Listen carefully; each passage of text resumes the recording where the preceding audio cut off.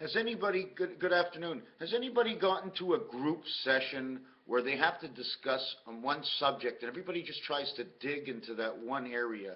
Well, let me dig into one area for you right now. And we're going to keep this as short as possible. So if you see that it shows 2 minutes and less, you know I would have made my desired opportunist thought, okay? And this is what it is.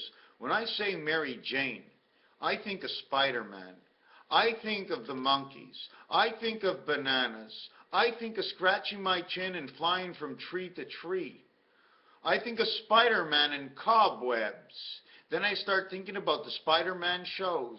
So I'm starting to think that if Mary Jane takes the spider webs out of our mind, then Mary Jane is good for the mind. What is green, what is ganja, and what is ready to go. And there are many, many words we can play with it, we know. And if we play with it, we will see that ganja is made for our mind. We have to learn that we should be getting stoned. But before we get stoned, we have to know why and how to go about doing it in order to learn that Mary Jane is good for us and for what reason. Unless you're not looking into science, okay, Mary Jane was made for man's head. It was to do the dusting and the cleaning in man's mind. Is the cleaners coming over?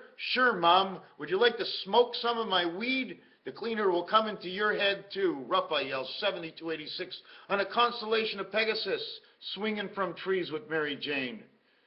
You're all welcome to join in the new world of peace and order, where the hippie wasn't the Mississippi, it was my hip and your hip, hip hooray for Mary Jane.